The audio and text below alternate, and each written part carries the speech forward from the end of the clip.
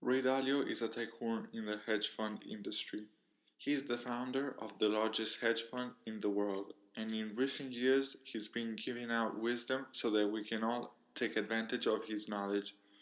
Raymond Dalio was born August 8, 1949.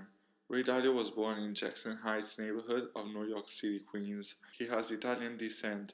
His father was a jazz musician and his mother a homemaker.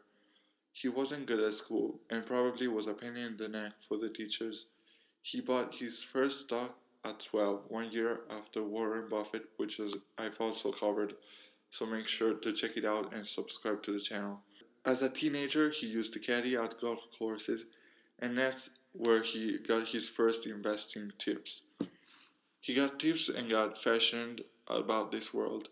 He went to high school, but he hated it. By the time he had to go to college, he was on probation. He did very well at college because he had the chance to study what he wanted and made it to Harvard.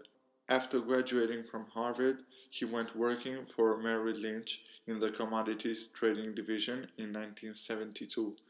In 1973, there was a stock crash and commodities became a hot market. Dalio was hired at Dominic & Dominic as commodities director.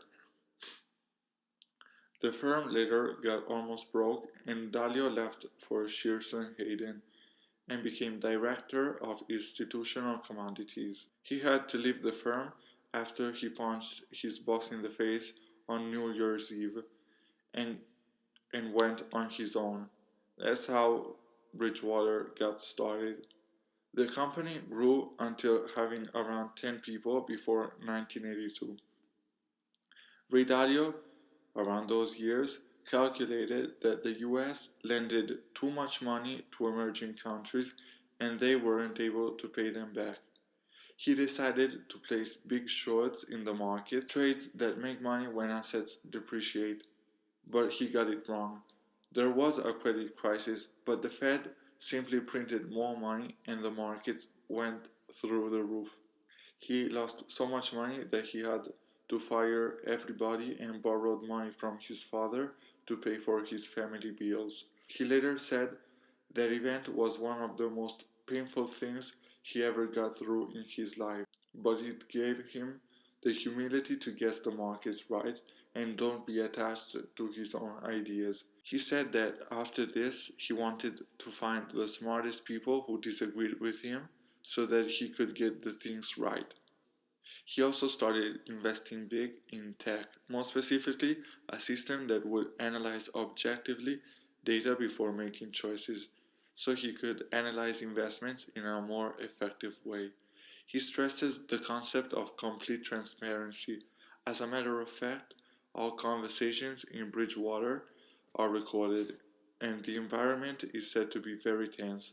Around 30% of new employees leave within 18 months. Bridgewater has grown so much that it doesn't take money from families but only institutions. Lately, it has closed fundraising because it has become so large. He wrote 2 amazing books, Principles, which explains his working managing style, and his philosophy and techniques. He also wrote The Big Debt Crisis. A book where he explains how the crisis got started and how they got solved.